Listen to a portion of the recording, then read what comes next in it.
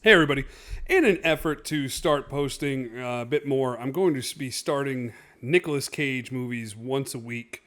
I'm going to try to make them every Friday, but we're definitely going to get at least one a week because Nicolas Cage has an amazing library of movies to go through. And as I've gotten older, I've become a much bigger Nicolas Cage fan than when I was a kid. So today, the movie we're going to talk about is 8 Millimeter. This movie's got Nicolas Cage, Joaquin Phoenix, James Gandolfini. I don't think there's anybody really of note other than those three. I remember seeing it when I was younger, and I actually had this one and Snake Eyes mixed up because I thought Gary Sinise was in this one, but no, I'm thinking that's Snake Eyes that he's in. So I'm going to have to go back and watch that. That's probably going to be the next one I do.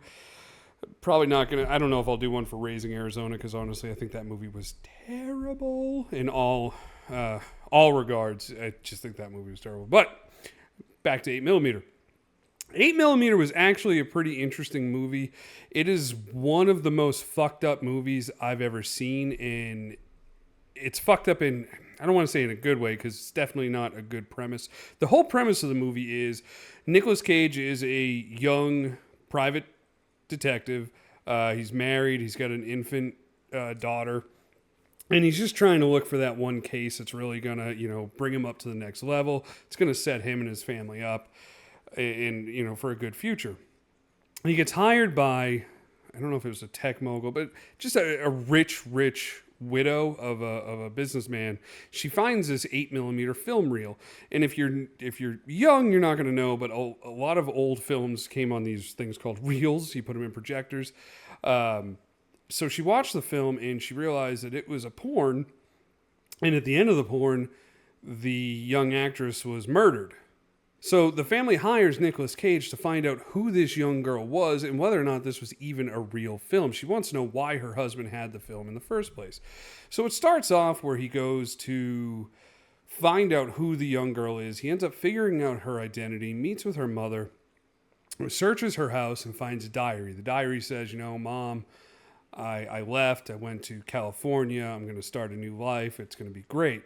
So he ends up going to California and he starts meeting all these different people. And the first person he really gets involved with is Joaquin Phoenix. Joaquin Phoenix works in an adult store and it's in a pretty seedy part of town. So he strikes up a deal with Joaquin Phoenix. I'll pay you, I think it was $500 for a couple days work. You help me out and we're going to see if we can find out who made this film, where this girl is, if she's even alive.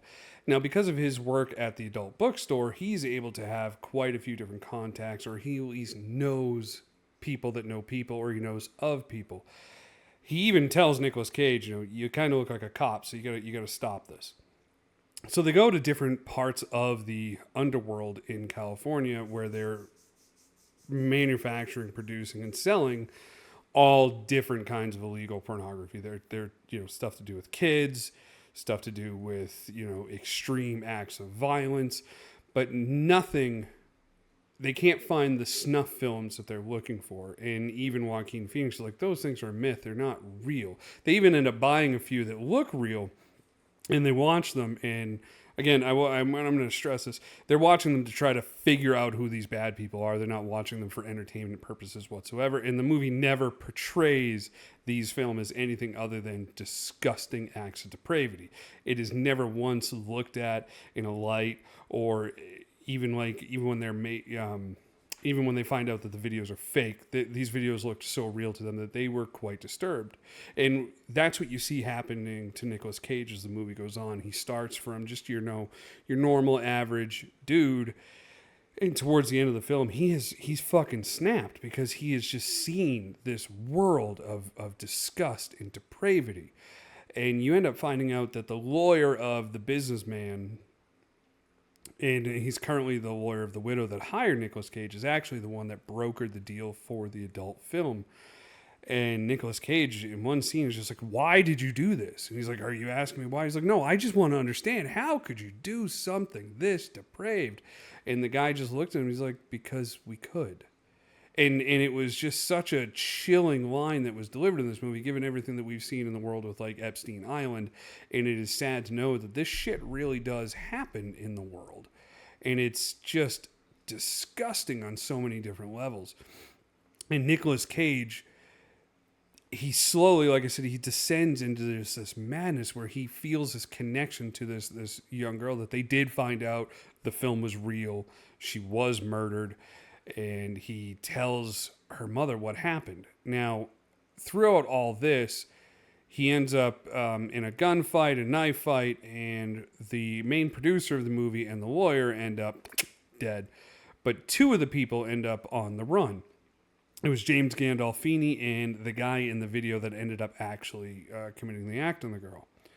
So he tracks them both down, and when he has James Gandolfini, he tracks them down separately. He has James Gandolfini just basically tied up, and he's got a gun to his head, and Gandolfini's looking at him. He's like, "You can't do it. It's not in you." So he ends up calling the girl's mother, and he's like, "I need you to tell me that you loved your daughter. I need you to tell me that it's okay for me to hurt these people that hurt your kid."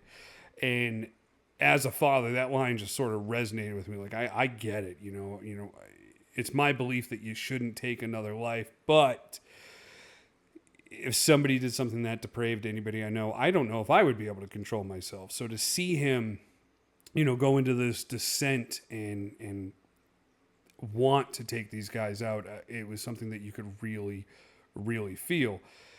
So he ends up getting permission from the mother, and he just beats the tar out of Gandolfini with his gun. Just boom, boom, boom. Takes all of the guy's porno and just dumps it on him, dumps gasoline on him, and lights him on fire and walks away.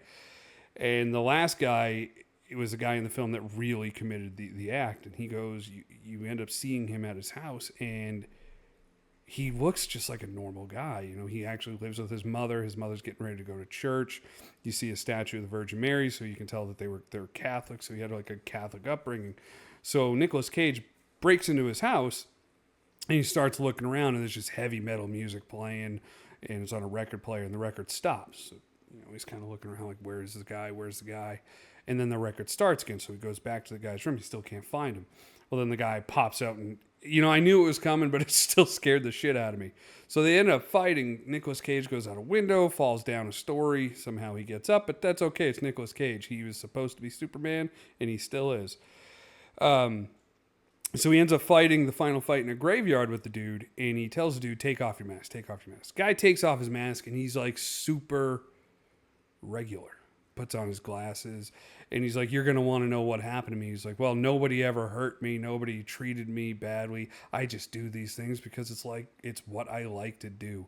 And it added a whole new level of depravity of the human soul, that there are just some people out there that are just fucked up. They're just bad people. And there's nothing, in some cases, you can't look at somebody and find out the backstory, kind of like what we're doing with a whole bunch of other movies now, where there's a reason why somebody turned bad. There's a reason. No, there are just some people out there that are sick fucks. And that's what Nicolas Cage ends up tackling in this movie is, whether it be because of money, whether it be because of upbringing, or you're just hardwired a certain way. It was, he felt for this girl so bad that he felt the need to take the law into his own hands, because they had destroyed all the evidence. There was no body to recover. So there was going to be, even if Nicolas Cage went to the police, nothing could ever happen with this case. And he knew that. So he took the law into his own hands. And by the end of the movie, he has wiped out this entire little syndicate of depraved individuals. And he ends up being able to return home to his wife and his daughter. And the movie ends with him getting a letter from the girl's mother basically saying, thank you for everything you did. As hard as it was for me to hear, thank you for telling me everything. So he told her everything that he did.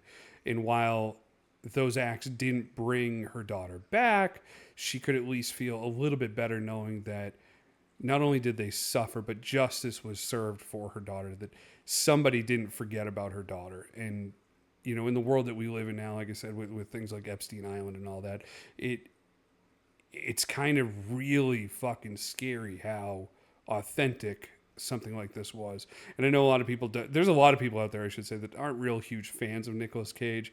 I really am. From his good movies to his bad movies, except for Raising Arizona. I really don't like that movie. Willy's Wonderland, where he doesn't say a word the whole movie. I thought that was fantastic. I think he's a tremendous actor. I think he's hilarious to watch. And And like I said, I'm going to start reviewing his movies more and more because I think I want to do at least one a week. So I can get on a better schedule. But I highly recommend watching 8mm. It is not a movie for the weak of heart or the weak of stomach. It's a really graphic movie.